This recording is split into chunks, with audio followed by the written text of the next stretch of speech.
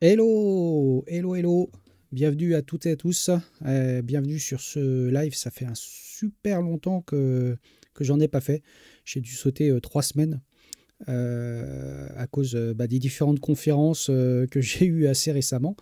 Donc j'ai dû réorganiser un petit peu mon planning, puisque comme vous le savez, je ne travaille jamais le lundi. Et comme les conférences sont plutôt en fin de semaine, j'ai préféré permuter mon lundi et mon vendredi pour éviter de prendre trop de jours, tout ça, tout ça. Voilà, voilà. Bienvenue, bienvenue pour ce live d'Halloween.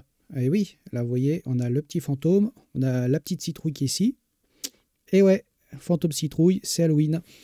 Bienvenue Laurent, salut Anne-Vue, salut Fixou, salut Stéphane, salut David. Bienvenue à toutes et à tous. Installez-vous, on va reprendre RMDS. Bienvenue RMDS. On va prendre nos petites habitudes et puis on va se lancer tranquillement dans l'info tech. J'ai pas je vais pas rattraper toutes les infos des semaines passées parce qu'on va pas faire de réchauffer. Salut Mister Karek, comment ça va? Voilà, donc je ne vais pas reprendre toutes les infos, on va pas faire de réchauffer comme je disais. On va partir sur de la news fraîche, de la news d'Halloween, de la news qui fait peur. Et puis on finira par un petit peu de code là, en fin de stream, très rapidement pour rebondir sur un sujet que j'ai vu passer ce week-end et qui était qui est ma foi fort intéressant et sur lequel je pense qu'on peut apporter pas mal de réponses, en tout cas à certaines interrogations que certaines personnes peuvent avoir. Voilà.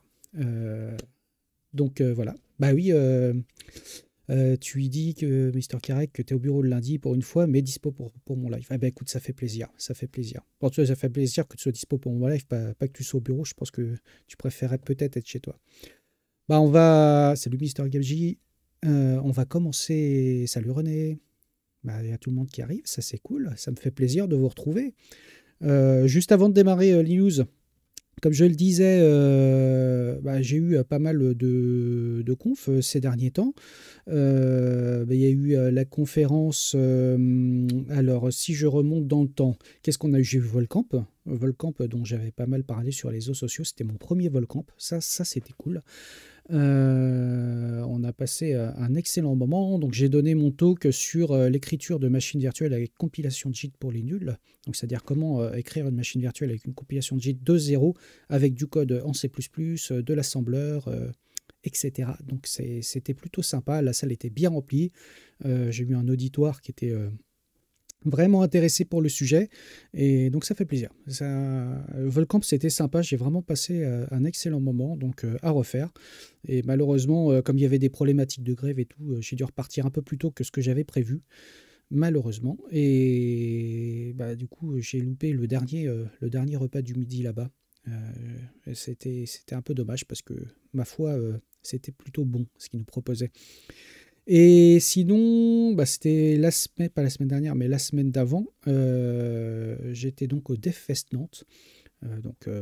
Beaucoup plus gros événement. L'année dernière, j'y étais en binôme avec Fabien Trégan, que certains et certaines d'entre vous connaissez. Et cette année, j'ai fait un nouveau talk en binôme aussi, mais cette fois-ci avec Romain Berton, et nous avons donné le talk que nous avions donné à Sonitech, qui est sur l'AGC, l'ordinateur des missions Apollo. Donc c'était très très très plaisant de pouvoir donner ce talk ici. Il y avait une très très très grande salle. Ça c'était chouette. Une salle bien remplie, bien assidue aussi. Ouais, Stéphane qui met les étoiles dans les yeux. Merci vraiment beaucoup Stéphane pour ce feedback. On a passé vraiment un excellent moment. Romain et moi sur scène à pouvoir donner ce talk, à parler de l'ordinateur d'émission Apollo, comment il a été conçu, qu'est-ce que ça a permis. Franchement, c'est un réel plaisir de pouvoir donner ce talk et d'avoir d'aussi bons feedbacks positifs pour le coup. Et on prend aussi les feedbacks négatifs, évidemment. Hein. On prend tous les feedbacks, ce qui nous permet de nous améliorer. Et ce talk, on va le redonner à BDX.io. Donc c'est le 10 novembre et la semaine d'après, donc le 16 novembre, on va le donner donc en keynote au DevFest Toulouse. Donc donner un talk sur l'espace dans la Cité française de l'espace, ça c'est quand même un achievement comme on dit. Donc ça fait plaisir. Bah voilà, bah, assez parlé de moi, on va quand même passer, on va passer au news tech. Donc on va reprendre les bonnes petites habitudes et je vais vous partager mon écran. Hop, voilà. On va reprendre les bonnes petites habitudes sur le noyau Linux parce qu'effectivement, depuis le temps que je n'avais pas fait de live, il s'en est passé des choses. Il y a eu quand même plusieurs releases candidates. Et tant et si bien, c'est que hier est sortie la version finale du noyau Linux 6.6. Donc ça, c'est bien. C'est bien. C'est donc une version, alors potentiellement une version qui sera peut-être une long-term support. Je crois que c'est pas encore décidé au niveau du board directif du noyau Linux, mais il est probable que ce soit une version avec un support à long terme. Voilà. Donc, bon, Linus commence par dire sur cette version hier qui restait que la dernière fenêtre d'intégration, la dernière semaine d'intégration était vraiment plutôt calme et qu'il n'y avait plus grand-chose qui arrivait, donc il n'y avait plus aucune excuse de retarder la version 6.6, donc elle a été sortie en l'état, si je puis dire. Ça ne veut pas dire qu'elle est pas du tout finie, au contraire, elle est plutôt relativement stable et bien stabilisée. Et donc cette version apporte quand même pas mal de choses intéressantes. Je vais reprendre mes petites notes pour vous dire ce que j'en ai noté. Donc il y avait une correction. Alors, je ne sais pas si vous vous souvenez, j'en avais parlé. Il y avait le MIDI 2.0 qui avait été intégré dans la version 6.5. Il y avait une petite régression qui était passée. Donc cette régression a été corrigée. Il y avait aussi au niveau du support F2FS un certain nombre d'améliorations sur ce type de block device, donc qui permet d'avoir alors déjà de meilleures performances, une meilleure répartition de l'écriture sur la surface, si je puis dire, la surface de ce type de stockage. Alors F2FS, je rappelle que c'est un file system qui est designé essentiellement pour être utilisé sur des mémoires flash, notamment les mémoires de nos téléphones. Ces petits appareils-là. C'est quelque chose qui... Alors si je dis pas de bêtises, si je me souviens bien, qui avait été conçu par Samsung, mais peut-être que je dis une grosse boulette, mais bon, si c'est le cas, vous me corrigerez.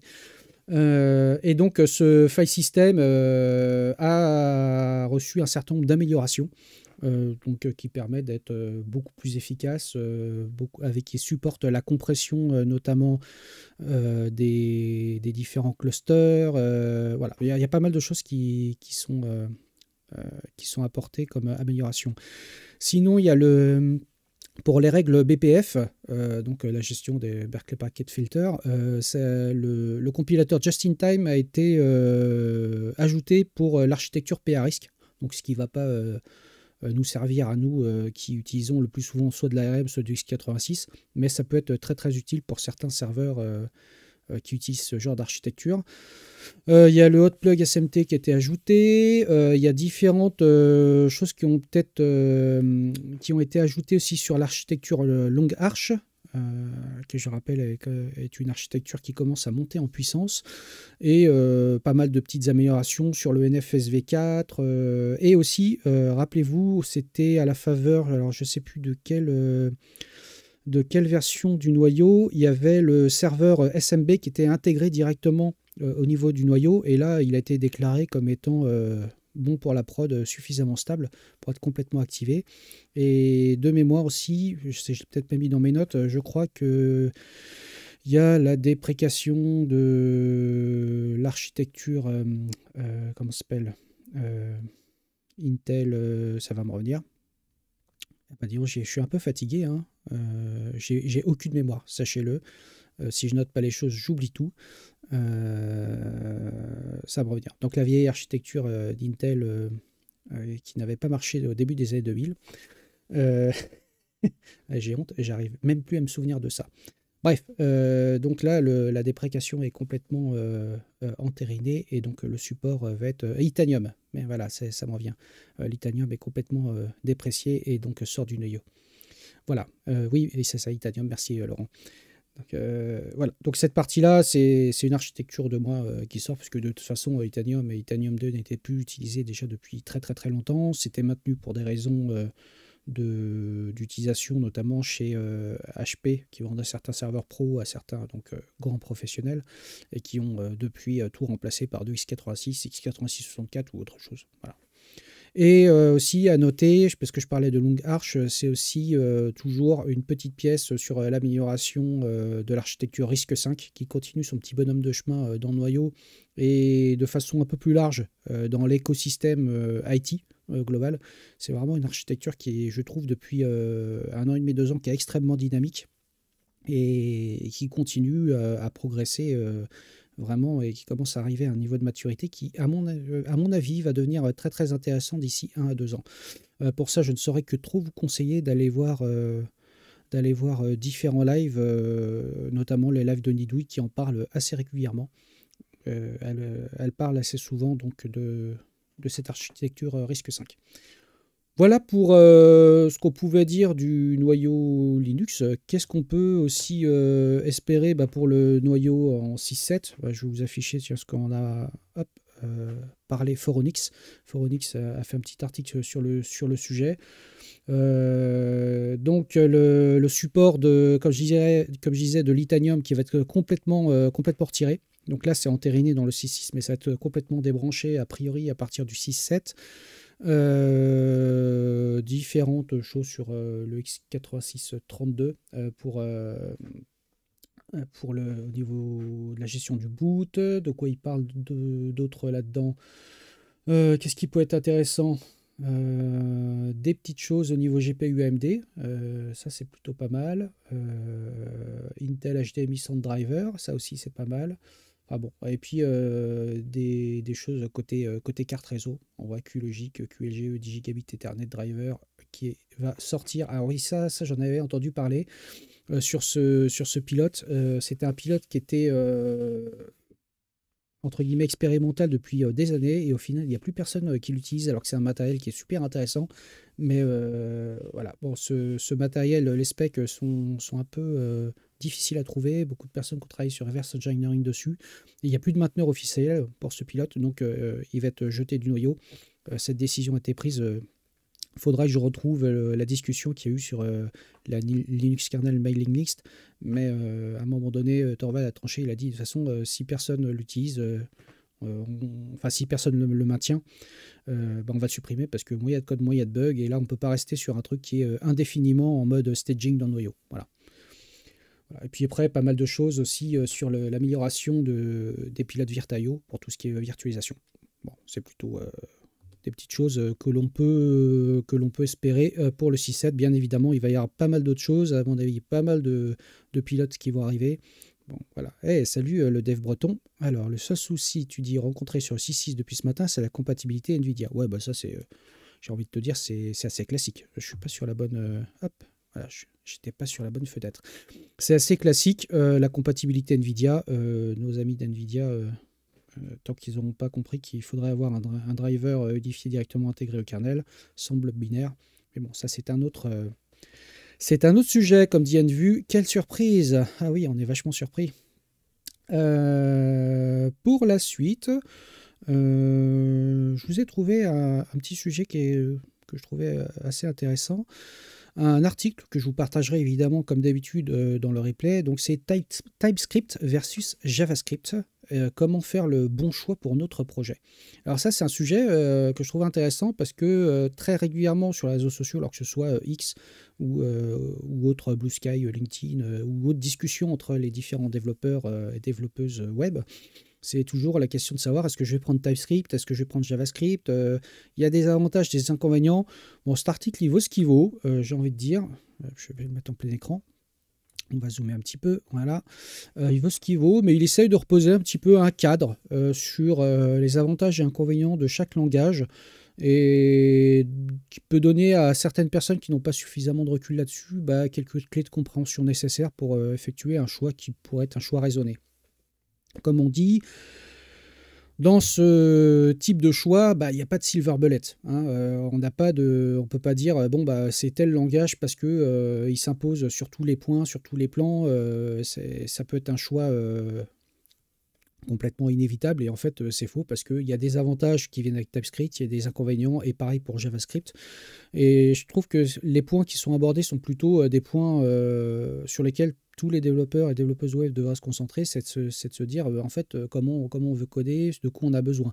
Notamment le premier exemple qui vient tout de suite et qui est abordé, c'est le typage statique. Vous n'êtes pas sans savoir que JavaScript dispose d'un typage dynamique avec des conversions de type implicites qui sont parfois implicites mais pas très compréhensibles. On a déjà fait suffisamment de mèmes sur Internet sur le sujet, mais de se dire qu'effectivement, bah, le typage statique, pour certains développeurs, ils le considèrent comme étant un frein, parce qu'ils n'arrivent pas à faire ce qu'ils veulent, ils préfèrent avoir un typage dynamique, mais dans la plupart des cas, moi vous savez que je suis plutôt adepte des langages à typage statique, ça permet quand même de cadrer le propos de ce qu'on va écrire comme code. Et c'est vrai que je serais tenté de dire que le typage statique est une vraie plus-value dans certains types de projets. Après, c'est de savoir comment on veut coder notre projet et est-ce que c'est plus un avantage ou un frein dans notre projet. Ça, je pense que c'est une vraie question que les équipes doivent se poser. Alors, au-delà du fait que TypeScript, étant un langage qui est transpilé en JavaScript, ça veut dire aussi que en termes de production de code, on revient un petit peu comme les langages historiquement compilés, on va avoir cette phase de transpilation, et donc on écrit notre code, on va le transpiler en JavaScript, et ensuite on va pouvoir l'utiliser. Donc il y a une phase de compilation / transpilation qui aussi rajoute une étape dans la production du code que l'on est en train d'écrire. Après, c'est les histoires d'interface et de classes, puisque TypeScript apporte un certain nombre de choses par rapport à ça, l'encapsulation, la notion d'interface et tout ça. Donc, cet article aborde le sujet. Et pour faire le choix, il dit quand est-ce qu'on doit choisir TypeScript. Et c'est là un peu sur la conclusion, enfin, c'est pas la conclusion, mais en tout cas les préconisations qu'ils abordent. C'est de dire quand est-ce qu'on doit choisir TypeScript. C'est si on a un projet de grande envergure, large project, ou si on fait de la collaboration par équipe ou du code quality, on devrait choisir TypeScript. Et donc, par opposition, quelque part, quand est-ce qu'on devrait choisir JavaScript? C'est pour avoir une compatibilité web. Alors, je pense qu'elle entend par compatibilité web, ça veut dire que c'est directement supporté par le navigateur. Faire du prototypage rapide ou de faire des projets petits à moyens. Et c'est là, je ne suis pas tout à fait d'accord sur cette conclusion, on va dire. Pour la simple et bonne raison, c'est qu'on peut faire des très très gros projets en JavaScript, alors qu'ils soient vanilla ou avec des frameworks ou librairies diverses et variées. J'en ai fait un il n'y a pas longtemps, je vous avais parlé de mon émulateur qui reste un petit projet, bien sûr, mais mon émulateur de chip sonore que j'avais fait en JavaScript Vanilla, on peut très très bien faire des très gros projets en JavaScript sans aucun problème, avec ou sans framework. C'est une question de savoir plutôt comment on va coder les choses. Si on fait tout, si on code tout un peu comme en C ou en Go, avec des free functions partout, etc., sans utiliser de classe ou de prototype, hein, j'ai envie de dire, donc d'objets, ouais, ça devient vite compliqué puisque ça a tendance à générer du code spaghetti. Mais c'est entre guillemets, c'est qu'une vue de l'esprit. On peut aussi faire des trucs complètement dégueulasses en TypeScript, même si TypeScript va avoir tendance plutôt à cadrer le propos en utilisant plus des objets, des classes, ce genre de choses. Et salut Philippe, t'es à la bourse, c'est pas très grave, c'est pas très grave. L'avantage, c'est que tu sois là. Voilà. Alors toi, vu tu dis si temps de dev est supérieur ou égal à un jour, go TS. Ouais, je suis pas, je sais pas. Et Philippe qui me dit typer c'est douter.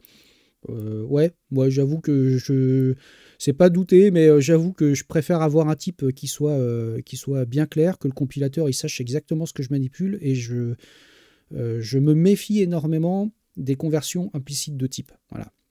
Et donc, et le fait d'avoir dans une variable ou une constante, une référence vers un objet donc, qui peut être un coup un carré, un coup un rond, un coup un losange. Voilà, moi je préfère savoir tout de suite quel type d'objet je manipule. Et donc le typage dynamique, je suis moins fan. Voilà. Mais ça a des avantages. Hein. Ça a des avantages. Et donc, comme je le disais, sur la conclusion, je suis pas forcément en phase avec cette conclusion parce qu'on peut très bien faire de très très gros projets en JS et on peut faire des très petits projets en TypeScript. Donc là, pour le coup, cette opposition, je suis pas complètement en phase. Et sur la partie team collaboration, TypeScript, Type Annotation and Interfaces can make code bases more understandable and maintainable in larger teams. Là, c'est pareil, sur la team collaboration, je ne suis pas complètement en phase avec sa conclusion parce que même en JavaScript, on peut le faire. Après, c'est une question d'en face de comment on définit ces interfaces au sens interface de programmation, ces API. Est-ce qu'on définit clairement des objets avec des rôles et des responsabilités, avec la doc associée? Mais quand je parle de doc, c'est pas juste de la doc pour satisfaire le linter, hein. Une vraie doc qui sert. En tout cas, avoir des interfaces, des noms de méthodes, des noms de variables qui sont compréhensibles, etc. Donc là, c'est pareil, je ne sais pas pourquoi il oppose l'aspect en disant si on veut faire de la team collaboration, vaut mieux partir sur TypeScript. Je pense que ce n'est pas un problème de langage, c'est plutôt un problème de méthode et de façon de développer. Mais voilà.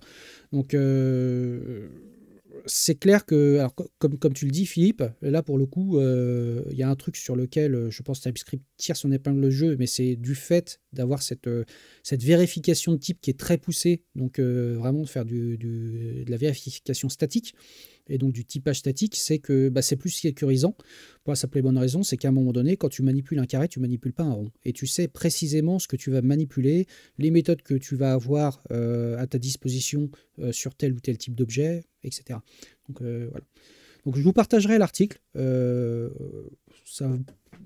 vaut ce qu'il vaut. Ça vous permettra de vous faire votre opinion là-dessus, éventuellement qu'on puisse échanger sur les réseaux sociaux à propos de ça. Mais c'est vrai que je trouve que le sujet est intéressant parce que de plus en plus, quand on démarre un projet from scratch, on se pose la question de savoir est-ce que je vais utiliser du JS, est-ce que je vais utiliser du TS, et puis demain, là ça va faire plaisir à Philippe, est-ce qu'on va utiliser du Wasm parce que pourquoi pas développer carrément un projet en Go ou en Rust générer du Wasm, pourquoi pas. Donc c'est des choix qui sont quand même assez fondamentaux lorsqu'on démarre un projet, c'est de savoir ce vers quoi on veut tendre et que tout le monde soit à l'aise avec le langage et les capacités du langage, c'est-à-dire les avantages et aussi surtout ses inconvénients. Voilà. TS, tu dis TS, c'est plus facile pour la discovery de fonctions dans les libtierces. Oui, on pourrait dire ça. Après, un des inconvénients aussi de TS, c'est qu'il y a plein de libtierces qui ne sont pas du tout compatibles avec TS, ou en tout cas qui demandent un effort d'adaptation parfois, parce que tout ne marche pas du premier coup. Ça, c'est des choses que j'ai vues plusieurs fois. Donc, c'est exactement ce que met Philippe dans le commentaire juste en dessous. Quand elles n'ont pas été prévues pour être utilisées en TypeScript, c'est la mort, et c'est quelque chose sur lequel il faut être aussi assez confortable en se disant je ne vais peut-être pas pouvoir utiliser n'importe quelle lib JS parce qu'elle n'a pas été prévue pour le TypeScript. À moins de faire soi-même l'effort de pouvoir l'apporter, l'encapsuler, ou enfin ce genre de choses pour notre projet. Mais ça demande un effort supplémentaire qu'on n'est pas toujours prêt à payer. Voilà. Voilà pour ce sujet. C'était un peu ce que je voulais vous partager là-dessus. N'hésitez pas à me dire ce que vous en pensez de tout ça. Alors Philippe, toi tu dis c'est pour ça que j'ai arrêté de faire du TypeScript parce qu'à la fin je faisais des gros hacks tout pourris. Ouais, c'est un peu ce que je reproche à TypeScript, c'est que souvent on est dans une ornière, on essaye de contourner l'ornière et puis la gestion de dépendance devient un petit peu chiante parce qu'on ne peut pas utiliser tout ce qu'on veut. Ça peut être un peu pénible. Voilà. Sinon, je voulais vous partager dans la liste des news aussi, si vous êtes utilisateur donc, de matériel Intel et de GPU Intel, il y a la sortie de Cartwheel FFmpeg, donc qui est un fork de FFmpeg, mais qui est maintenu par Intel et qui permet de bénéficier de l'accélération matérielle sur tous les chips Intel. Donc ça c'est plutôt pas mal. Alors pourquoi est-ce que c'est un fork? Tout simplement parce que Intel, comme ils essayent d'adapter à certains matériels assez rapidement, ça leur permet de pouvoir mettre à disposition une version un peu tunée, spécifique de FFmpeg sur le sujet. Je préférerais nettement, plutôt que de faire un fork, qui fasse des pull requests et qui fasse merger ça directement dans le projet FFmpeg. Pour différentes raisons que j'ignore, j'ai pas du tout la raison, ils ont préféré faire un fork. Pourquoi pas? En tout cas, force est de constater que Cartwheel FFmpeg est disponible et donc ça permet d'apporter l'accélération matérielle sur un certain nombre de choses, sur de l'encodage du VP9, de la V1, directement donc avec les chipsets Intel, une amélioration de l'interface VA API et tout ça. Donc si jamais vous avez du matériel, du GPU Intel, du matériel Intel sous la main et que vous voulez un truc qui dépote pour pouvoir gérer vos encodages ou vos transcodages de façon un peu vénère, vous pouvez les regarder de ce côté-là. Voilà. Et je vais rester dans FFmpeg parce que vous savez que FFmpeg c'est quand même le couteau suisse du traitement audio et vidéo. On peut à peu près faire tout et n'importe quoi, et surtout n'importe quoi avec. Et c'est quand même ça qui est pas mal. Transformer un format de fichier vers un autre ou le transcoder avec FFmpeg, c'est relativement facile. Vous faites ffmpeg-i, votre fichier d'entrée, ensuite le nom de votre fichier de sortie, éventuellement vous passez quelques paramètres, mais par défaut, avec l'extension du fichier de sortie, il va mettre tous les bons paramètres par défaut quasiment et faire du transcodage assez facilement. Après, vous pouvez régler finement avec certaines options, les paramètres d'encodage sur le fichier de sortie, le bitrate, qu'il soit audio ou vidéo, etc. Mais vous savez qu'à FFmpeg, on peut faire pas mal de filtres. On peut faire des filtres, pour, j'en sais rien, pour faire un miroir de l'image, on peut faire du zoom, on peut faire du chroma key carrément, c'est-à-dire supprimer le fond vert et mettre une image derrière, etc. Donc il y a tout un système nodal, puisque c'est un système donc nodal qui permet de parcourir différents nœuds de filtres et de produire notre fichier de sortie. Par contre, à écrire, c'est un petit peu pénible.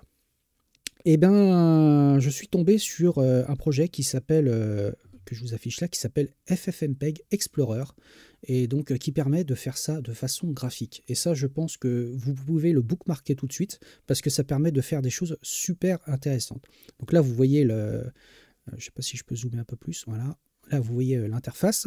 Donc, c'est une interface assez facile à utiliser qui est tout à fait graphique. Hein. Vous pouvez prendre chaque nœud. Est-ce que je suis dedans? Bah, qu'est-ce qui se passe là? J'arrive même plus à... Alors, attendez. Hop, je vais dézoomer comme ça. Ah, bah, c'est ça. Lock layout. Là, il faut que je décoche ça. Voilà.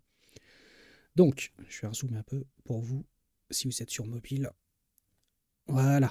Donc vous avez par défaut votre fichier d'entrée, votre fichier de sortie. Alors, les fichiers d'entrée qu'ils proposent sont pas ouf. Je vais mettre une vidéo que beaucoup de gens connaissent.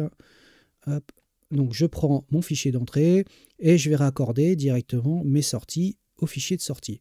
Donc dans l'interface web, vous avez directement de quoi prévisualiser, render preview, prévisualiser le fichier et directement de pouvoir le jouer.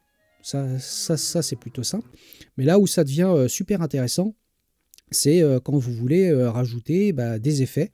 Par exemple, je vais rajouter un effet de flou ici. Donc là, je vais supprimer ça. Je vais le raccorder ici et je vais le raccorder ici. Et donc normalement, si j'ai pas fait n'importe quoi, je fais render preview. Ça va me rajouter du flou. Il faudra peut-être que je change les paramètres. Hop, hop, on va mettre, j'en sais rien ici, 5. Voilà, render preview. Voilà, et donc là on a une image toute floutée. Donc là on a juste envie d'une chose, c'est de mettre ses lunettes. Donc, mais ça a permis de le faire de façon relativement simple. Et donc là, ce qui est super, c'est de pouvoir le faire de façon graphique, mais aussi dans la fenêtre du dessus, vous voyez, vous pouvez directement aller copier la commande et aller la coller dans votre script bash ou dans votre terminal pour pouvoir faire ça, l'automatiser, l'industrialiser. Donc ça, c'est plutôt cool. Notamment si vous avez des gros fichiers à traiter et plein de filtres à mettre, vous pouvez faire quand même pas mal de choses. Alors vous avez les filtres vidéo, mais vous avez évidemment les filtres audio. On peut faire, j'en sais rien, qu'est-ce qu'on peut faire on va essayer d'en trouver un. Ah, il dit tiens, ajouter de l'écho. On va voir si ça marche bien ça. Hop, je vais supprimer ce petit morceau là, je vais le mettre ici, ici, la sortie, on va la mettre là, l'écho, on va voir, délai, decay, ça m'a l'air pas mal, render preview.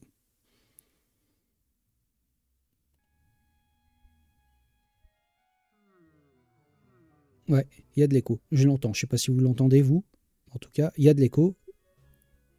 il y a de l'écho qui a été ajouté.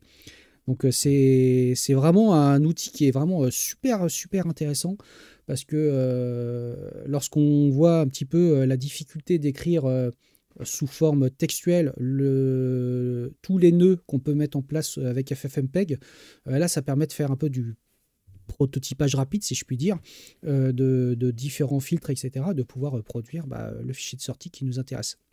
Donc là, je peux vous dire très clairement que ce truc-là, je l'ai bookmarké, parce que même si j'utilise FFmpeg depuis longtemps, il y a des fois, on est obligé quand même de réfléchir vachement pour l'écrire sous forme textuelle.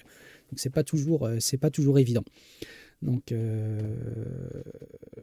voilà. Donc je voulais vous partager cet outil qui, à mon avis, pourra vous rendre service le jour où vous avez du traitement audio ou vidéo à automatiser et du transcodage à faire. Ça peut être super utile parce qu'en plus, là, je vous ai montré des effets de blur ou d'écho, hein, mais vous avez de quoi...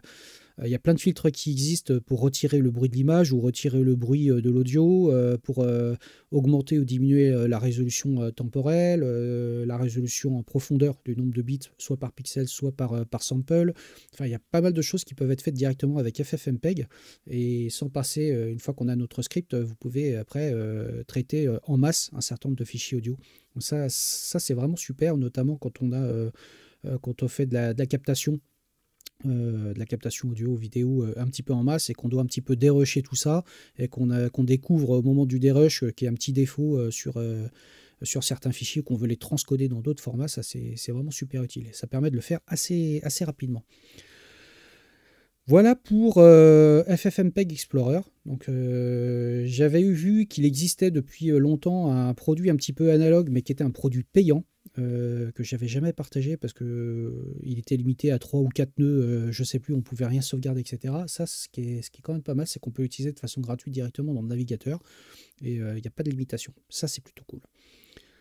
Et ben, on va terminer sur le dernier sujet que je voulais évoquer avec vous. Je vais fermer un petit peu mes petits onglets là, toc, et vous afficher le sujet de code dont je voulais vous parler, du code qui fait peur. C'est normal, c'est Halloween. Écran de gauche, le voilà. Donc, je suis tombé sur ce même ce week-end des joies de code qui dit supprimer du code inutile ou mettre en commentaire au cas où.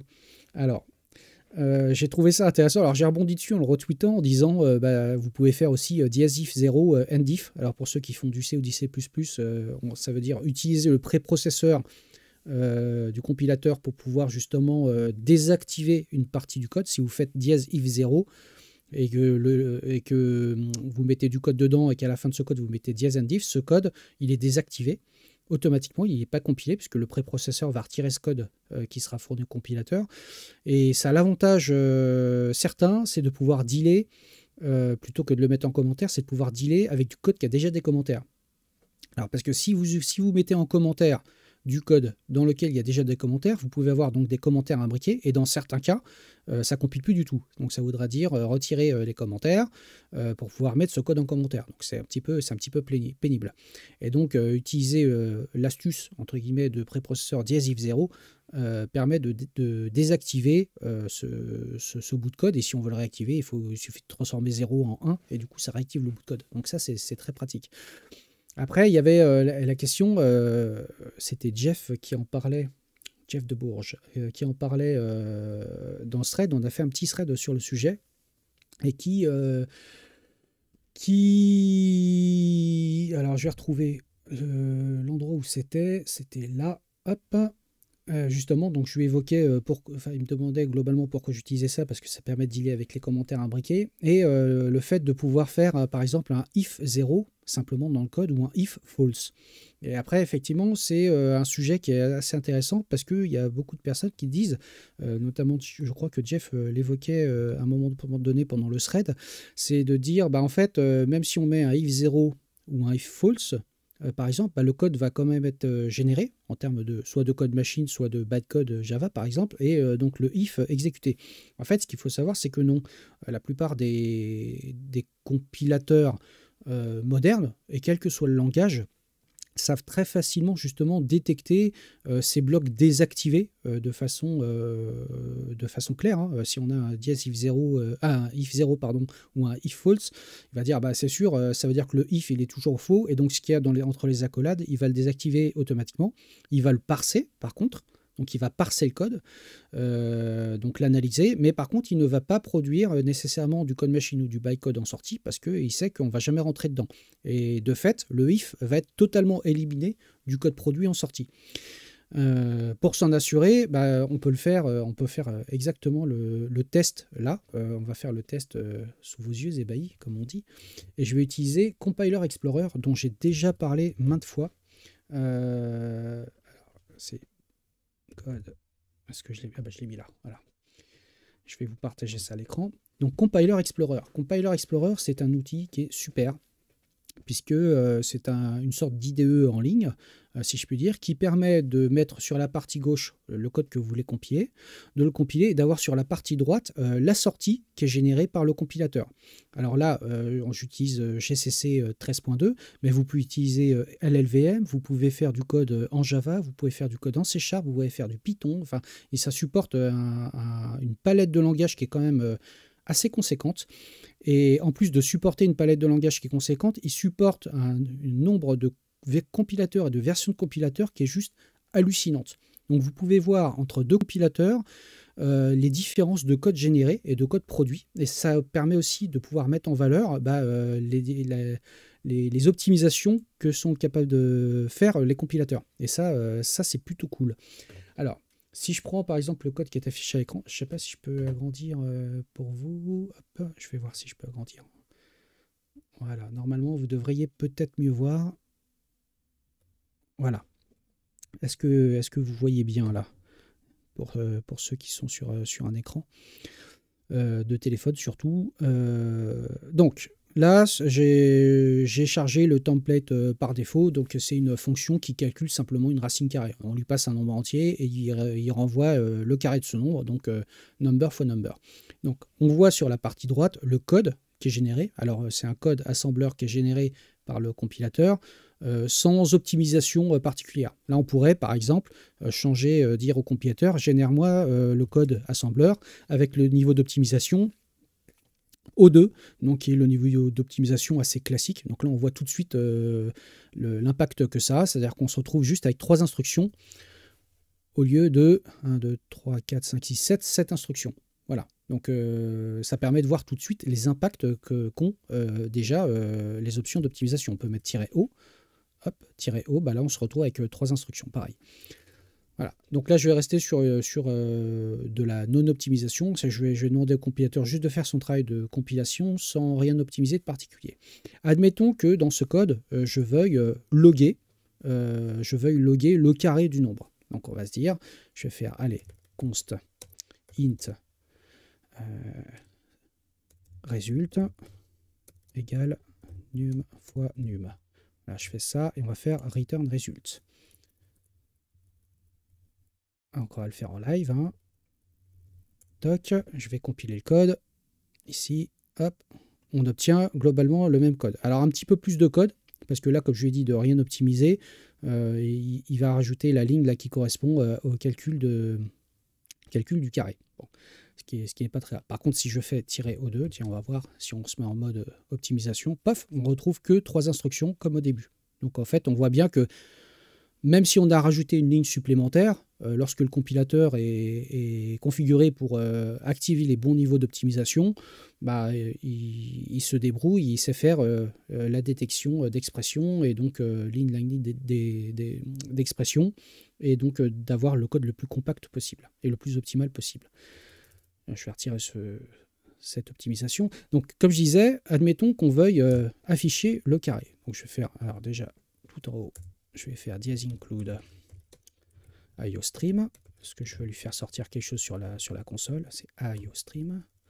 Et on va faire stdcerr result std and l. Voilà. Donc là, si je compile le code, il va rajouter un certain nombre de lignes de code, justement, qui correspondent ici. Donc Donc là, si vous voyez, quand je survole le code à gauche, il me met en rouge, en surbrillance, le code à droite correspondant dans l'assembleur. Ça, c'est quand même super pratique. Donc là, il voit qu'il m'a rajouté le code qui permet donc de produire sur la console, sur le canal de sortie d'erreur, le code qui permet d'aller loguer le résultat. Admettons que je veuille passer en production. Bah, qu'est-ce que je peux faire? J'ai deux solutions. Comme je vous le disais, c'est faire dièse if 0. Et je vais rajouter dièse end if. Là, très clairement, avec dièse if 0, je viens désactiver le code ici. Donc on pourrait dire d'ailleurs, si on avait un symbole, dièse if debug, et ici faire, hop, on va faire comme ça, dièse define debug. Voilà. Donc si je compile, on va retrouver, ah là, qu'est-ce que j'ai fait? Dièse if def debug. J'étais trop vite, voilà. Si debug est défini, il va m'activer le mode débugage, et si je supprime le define, hop, il ne va plus me générer le code en face. Bon, très bien. Et ça, c'est en utilisant un préprocesseur. Sauf qu'il y a plein de langages qui n'utilisent pas de préprocesseur particulièrement, et on peut contourner cette limitation en utilisant simplement un test if false, par exemple. If false. Hop, et ici, je vais remplacer mon dièse end if, voilà, par l'accolade fermante. Voilà. Donc si je compile ça, qu'est-ce que je vais obtenir? J'obtiens le même résultat. Là, le compilateur, même si je ne suis pas sur un niveau d'optimisation de fou, c'est-à-dire le compilateur, il se contente de compiler ce qu'il y a à faire, il va dire, vu que là, la condition if, elle est false, tout ce qu'il y a entre les deux accolades, il va le compiler, mais il ne va pas générer le code de sortie. Par contre, il va vraiment le compiler. On peut s'en assurer en faisant une petite erreur de syntaxe. Voilà, là, il va me dire normalement, voilà, compilation failed, il y a une erreur de syntaxe. Donc ça veut dire qu'il a compilé le code, il l'a parsé, il l'a analysé, mais si je rafraîchis, il n'a pas généré le code en sortie. Et si je veux réactiver mon code, il va m'activer le code en sortie. Donc là, on se retrouve effectivement avec le code qui est généré. Alors ça c'est très bien, mais si on en a un peu partout, on ne va pas mettre des if-true ou des if-false un peu partout. Si vous vous contentez d'utiliser une variable globale, je ne parle pas de constante, vraiment une variable globale, par exemple externe bool debug. Donc ça, je dis par exemple qu'il y a une variable debug qui est positionnée quelque part dans le programme, mais c'est une variable, pas une constante. Hop, là si je compile, je dis donc si debug, alors on va loguer. Donc qu'est-ce qui se passe? Là, on voit bien que ici, il va nous générer une condition. Parce que comme il ne connaît pas la valeur, il ne sait pas déterminer à l'avance si la valeur elle est à false ou à true, forcément, il va être obligé de générer une condition, donc de générer un if dans l'assembleur qui est produit, et de tester ce if systématiquement. Pour ça, vous pouvez utiliser, et ce que je vous montre en C++, c'est valable aussi dans d'autres langages, tels que Java. Vous pouvez utiliser quelque chose qui est constant. On peut faire externe, au lieu de faire externe, d'avoir quelque part dans un header, là je vais utiliser const_expr. Alors en C++, const_expr, c'est un mot-clé qui signifie que la constante qu'on est en train de définir, c'est une valeur qui est constante, mais dont on sait systématiquement quelle est sa valeur à la compilation. Donc ça veut dire que là, je ne peux pas faire const_expr bool debug. Je suis obligé de lui assigner une valeur. Donc si je fais la valeur false, automatiquement, hop, il va nous générer le code comme tout à l'heure. Et là, on ne retrouve pas le if, parce qu'il il sait déduire que debug vaut false. Et donc ça, si c'est inclus partout dans le programme, il saura déduire que partout dans le programme, debug vaut false, et donc il ne va pas générer le code assembleur de sortie, et donc de surcoût au runtime. Et c'est ça qui est intéressant. Et ça, vous pouvez le faire aussi en Java. Ça, c'est l'avantage d'utiliser ce type de mécanisme. Alors moi, dans mon code, j'utilise ce type de mécanisme, notamment avec les expressions constantes, énormément, notamment dans les templates. Parce que quand on utilise certains templates, parfois on dit tiens, si le paramètre du template, le dernier paramètre du template vaut true, je veux que ça génère, je veux que ça exécute ceci, ou si vaut false, je veux pas que ça exécute ceci. Donc c'est exactement ce qu'on fait là. Et l'avantage, c'est que le système d'analyse de template de votre compilateur va faire ce travail à la compilation, et ça vous évite de spécialiser un template deux fois, c'est-à-dire un template qui aurait le bout de code activé et un template qui aurait le code désactivé. Et ça, c'est le compilateur qui va travailler à votre place. Voilà. Bon, dans des langages tels que C, C++, on va plutôt avoir tendance à utiliser le préprocesseur pour faire ce genre de choses. Parce que ça permet de désactiver des très gros blocs de code et donc des blocs de code qui ne seront pas du tout analysés par le compilateur. Et sachant qu'en plus, si dans certains cas, c'est des blocs qui sont désactivés uniquement par une constante, comme ça, mise en constexp ou const dans votre code, votre analyseur de code, si vous utilisez un analyseur statique de code, peut dire attention, là vous utilisez, il y a du code mort. Donc ça va vous polluer potentiellement vos logs d'analyse statique de code, parce qu'il va vous dire là, dans ce if, l'expression elle est toujours fausse, et du coup tu as 150 lignes de code mort. Bon, c'est quelque chose qu'on peut régler, évidemment, avec l'analyse statique de code, mais en tout cas c'est quelque chose qui fonctionne bien. Donc si un jour vous avez besoin de désactiver des grosses parties de code, n'utilisez pas les commentaires, parce que comme je vous disais, les commentaires, ça a inconvénient souvent d'être mal géré quand on a déjà des commentaires dans le code. Donc faire des commentaires imbriqués, des fois, dans certains cas, les commentaires imbriqués vont générer une erreur de syntaxe, donc il va falloir supprimer les commentaires, donc on touche le code. Alors que finalement, encapsuler un bout de code entre un dièse if 0, dièse if ou un dièse if def ou une expression booléenne constante, et j'insiste bien sur constante, va permettre de désactiver du code, et ce qui ne va pas empêcher le compilateur de générer du code optimisé en sortie. Et c'est ça qui est vraiment super intéressant. Donc j'espère que j'ai été assez clair sur ce sujet. Voilà. Donc, alors je reprends un petit peu ce qu'il y a dans le chat. Donc, il y a Vu qui disait oui, on voit 2 moves inutiles. Ouais, ça c'est pour la version non optimisée. Mais effectivement, lorsqu'on passe notre compilateur en disant vas-y, produis-moi du code super optimisé, effectivement, tous les moves inutiles, il va les faire sauter. Et ce genre d'expression constante, c'est un des premiers travaux que fait le compilateur. Il va essayer de déterminer les expressions constantes partout où il peut. Et ensuite, il va essayer de déterminer s'il y a du code qui vaut le coup d'être généré ou pas, d'après ces déterminations de constantes. Voilà.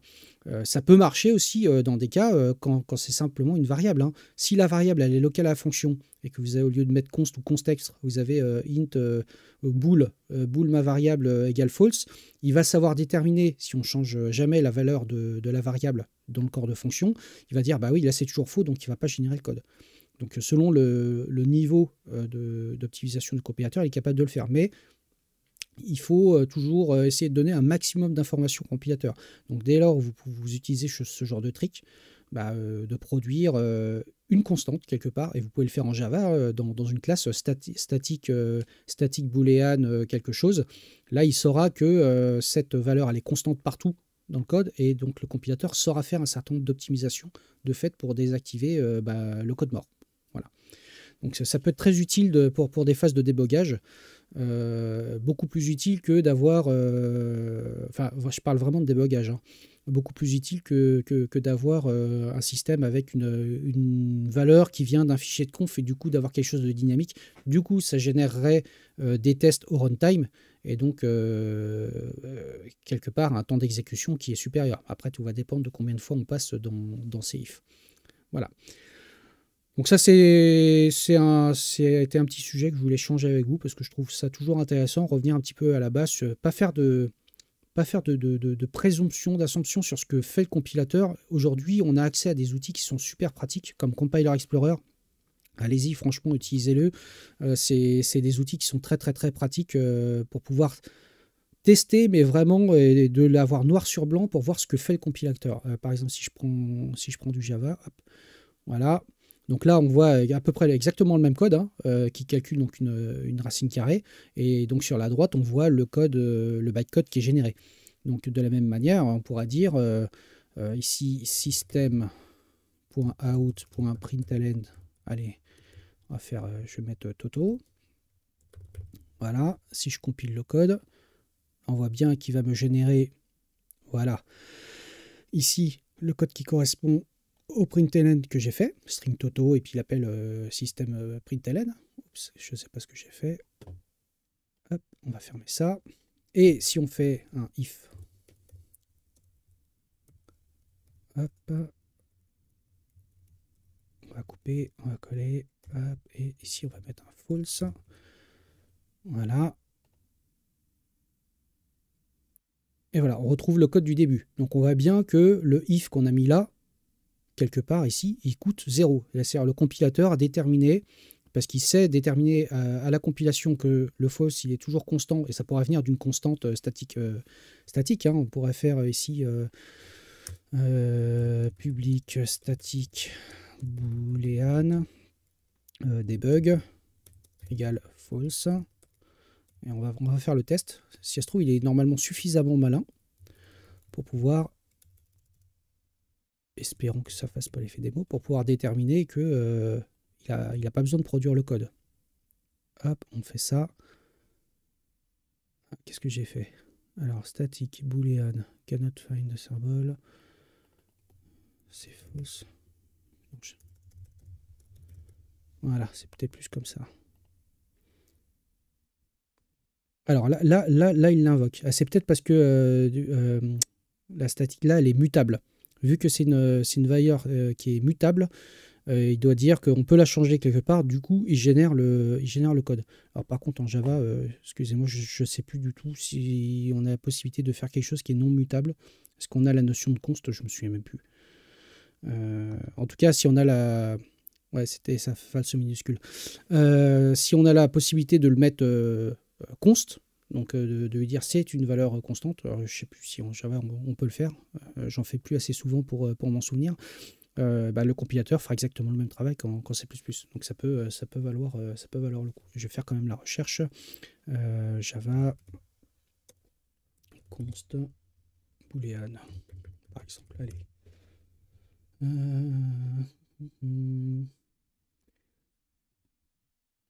Hop, je sais plus. Je sais pas s'il y a des experts Java parmi vous. Ah, c'est final. Il faut utiliser final si ça doit être ça. Alors attendez, je fais le test. Statique. Final. Hop, est-ce que ça marche? Et voilà, ça marche. Alors, je vous repartage l'écran. Voilà. Donc là, pour le coup, j'ai mis tout à l'heure, donc c'était une variable qui était mutable. Là, je l'ai mise final. Donc du coup, elle est constante. Et de fait, ce code-là, avec le if debug là, n'est pas du tout généré par le compilateur. Donc on se retrouve exactement dans le même cas tout à l'heure qu'en C++. Voilà. Voilà, je pense que ça, on a fait le tour pour aujourd'hui. Voilà, et 13h11. Alors on va pas aller chez Thierry parce qu'il m'a dit tout à l'heure qu'il ne faisait pas de live aujourd'hui à 13h. C'est pour ça que j'ai pris un petit peu mon temps. Salut Sandro, écoute, merci d'être passé, bon courage à toi. De toute façon, là on boucle. Écoutez, moi ça m'a fait plaisir de reprendre ce live. Normalement, la semaine prochaine, pareil, il devrait y avoir live sans aucun problème. Donc on essaiera de faire comme là un petit peu plus de live code ou ce genre de choses. C'est des petites choses en tête toujours, donc que je vous partagerai. Ça m'a fait plaisir de vous retrouver. Je vais vous souhaiter une excellente semaine. Je ne vais pas vous dire d'aller trop vous promener dehors parce que ce matin c'était le déluge, ça n'arrêtait pas. Mais bon, ça va être on a manqué d'eau ces derniers temps, c'est plutôt pas mal pour les champs et les nappes phréatiques. Donc je vais vous faire plein de bisous. Je vais vous souhaiter une excellente semaine et puis à la semaine prochaine. Allez, ciao, ciao, ciao, bye bye.